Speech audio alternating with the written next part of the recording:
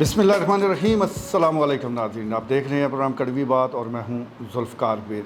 नाज़रीन, आखिर ये तय हो चुका है कि इलेक्शन वक्त पर होंगे और इस सिलसिले में हतमी जो मुशावरत है वो शुरू हो चुकी है और हुक्मरान जो जमात है वो अब मुशावरत कर रही है कि असम्बलियों को उसकी मुद्दत पूरी होने से चंद दिन पहले तोड़ दिया जाए ताकि इंतखाबात के लिए आइनी तौर पर 90 दिन मिल जाएँ। वैसे एक बात तो ये तय है कि अब आइन का ज़िक्र जब भी किया जाए तो चेहरे पर कुछ मुस्कुराहट ज़रूर आ जाती है, क्योंकि पंजाब असम्बली के इलेक्शन भी 90 दिन के अंदर अंदर हो जाने चाहिए थे, लेकिन वो नहीं हुए। बहरहाल अब ये कहा जा रहा है कि ये जो असम्बली है यानी कौमी असम्बली, इसकी मुद्दत पूरी होने से कबल, चंद रोज़ कबल इसको डिज़ाल्व कर दिया जाएगा ताकि आइनी तौर पर 90 दिन मिल जाए। वैसे अगर ये असम्बली मुद्दत पूरी करके ख़त्म होती है तो फिर 60 दिन होते हैं। इस सिलसिले में मुशावरत का अमल जारी है। दूसरी तरफ जो सियासी मैदान है उसमें तो बस अब एक पार्टी नज़र आ रही है। अगर हम पंजाब की बात करें तो यहाँ मुस्लिम लीग नून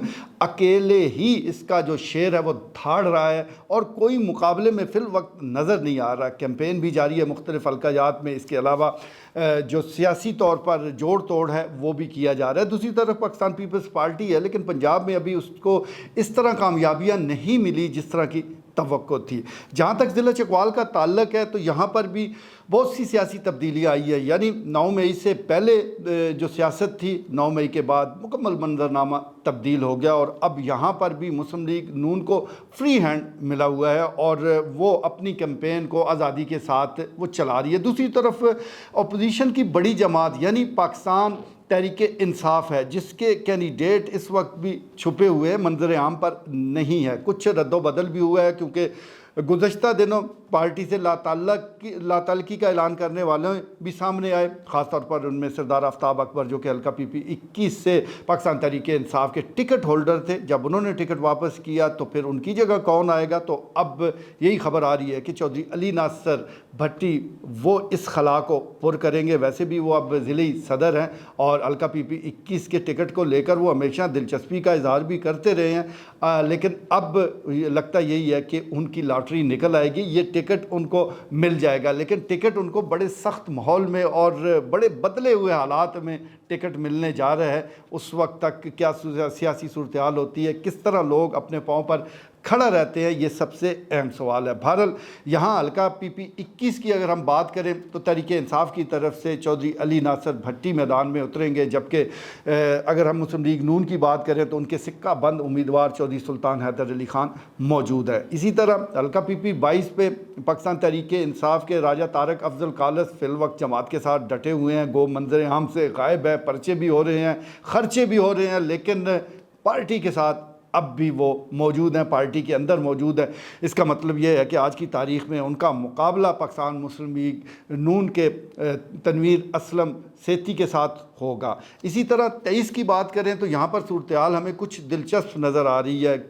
इससे पहले यानी 9 मई से पहले तो बड़ा आसान सा यहाँ पे मुकाबला मौजूद था। एक तरफ पाकिस्तान तहरीके इंसाफ की मोहतरमा फौजिया बहराम और दूसरी तरफ साबिक ज़िली नाज़िम सरदार ग़ुलाम अब्बास के छोटे भाई वो मैदान में मौजूद थे। लेकिन फिर सियासी जो आप कहते हैं कि तब्दीलियाँ वो हमें मंजर आम पर नज़र आई, वो सूरत हाल नहीं बनी। तो इस वक्त हल्का PP 23 पर सूरत हाल जो है वो ज़रा कुछ बदली नज़र आ रही है। कौन मैदान में उतरेगा, क्या सरदार ग़ुलाम अब्बास ख़ुद सामने आएंगे? ज़राए तो ये बता रहे हैं कि उनका कोई इरादा नहीं है, वो किंग मेकर तो बनना चाहते हैं लेकिन बराह रास्त इलेक्शन लड़ने से फ़िल वक्त गुरेज़ां हैं।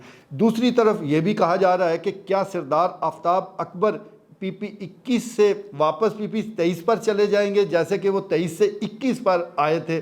तो सियासत में क्या नामुमकिन है, कुछ भी हो सकता है, तो इसका भी इम्कान मौजूद है। दूसरी तरफ मोहतरमा फौजिया बहराम है जो 9 मई के बाद आप कह सकते हैं कि लापता हैं, रोपोश हैं, सामने नहीं आ रही, लेकिन अभी तक पार्टी से वो लाताल्लुकी का ऐलान नहीं किया गया। इसी तरह हल्का PP 24 पर जो कैंडिडेट है पाकिस्तान तहरीक इंसाफ के वो हाफ़िज़ अम्मार यासर हैं, जो कि 9 मई से पहले ही बैरून मुल्क थे और अब तक वो बैरून मुल्क की मुकीम है। उनका क्योंकि सियासी जो ताल्लुक़ है वो चौधरी परवेज़ इलाही से है, चौधरी परवेज़ इलाही जो ऐलान करेंगे तो उसके साथ ही हाफ़िज़ अम्मार यासर होंगे। फ़िल वक्त वो जमात के साथ डटे हुए हैं। जहाँ तक हल्का NA 58 और 59 की बात है तो यहाँ पर बहुत से कैंडिडेट मौजूद हैं। 58 में सरदार जुल्फ़िकार खान दुल्ला पाकिस्तान तहरीक इंसाफ की तरफ से गुज़श्ता जो इलेक्शन है 2018 वाला वो जीते थे।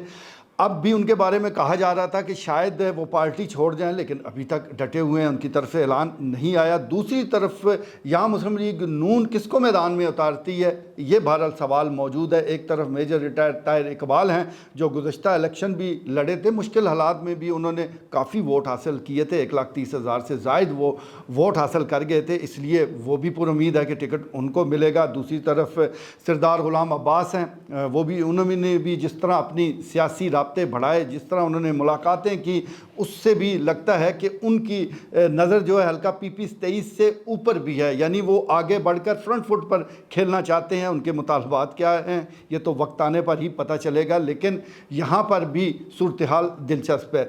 जी, तो हम बात कर रहे थे हल्का NA 59 की यानी तलगंग की, तो वहाँ पर सूरत हाल इसलिए भी दिलचस्प है कि पाकिस्तान तहरीक इंसाफ के पास कैंडिडेट्स तो मौजूद हैं, मुख्तलिफ़ कैंडिडेट्स हैं। सरदार फैज़ टमन जो साबिक़ रुकने कौमी असम्बली हैं वो भी तहरीक इंसाफ के साथ जुड़े हुए हैं। इसी तरह कर्नल रिटायर सुल्तान सुरखरू वो भी पाकिस्तान तहरीक इंसाफ में मौजूद हैं। दीगर और भी जो लोग हैं वो पाकिस्तान तहरीक इंसाफ का हिस्सा हैं और चाहेंगे कि वक्त आने पर उनको भी टिकट मिले। फ़िल वक्त वो सामने नहीं आएंगे, लेकिन जब इलेक्शन का बिगल बजेगा तो यकीनी तौर पर वो सामने आएंगे। उनकी ख्वाहिश होगी कि एक ऐसी जमात का टिकट मिले जिसका वोटर मौजूद है। लेकिन यहाँ पर अगर हम देखें तो इस वक्त चौधरी सालक हुसैन इसकी नुमाइंदगी कर रहे हैं, यानी क्यू लीग से वो मुंतखब हुए थे, क्यू लीग के प्लेटफार्म से, और वो इस हलके से फ़िल वक्त नुमाइंदगी कर रहे हैं। लेकिन जब भी इलेक्शन होंगे तो इस बात का कभी इम्कान मौजूद है कि चौधरी सालक हुसैन नहीं होंगे, यहाँ से उम्मीदवार कोई और ही आएगा।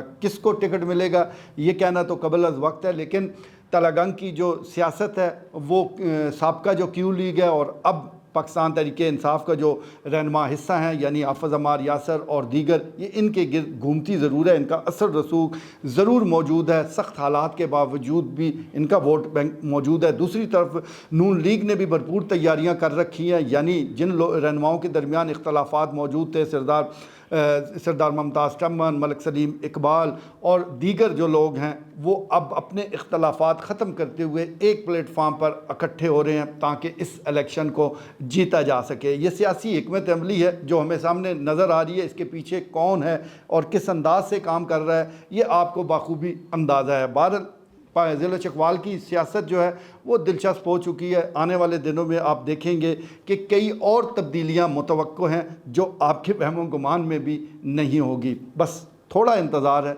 सियासी जो है बसात वो बिछ चुकी है, मोरे अब हरकत में आ रहे हैं और किसने जीतना है, किस तरह हारना है, क्या नताइज आएंगे, इसके लिए थोड़ा सा इंतज़ार कर लें। आज के लिए इतना ही, इजाज़त दीजिए। अल्लाह ने के बाद।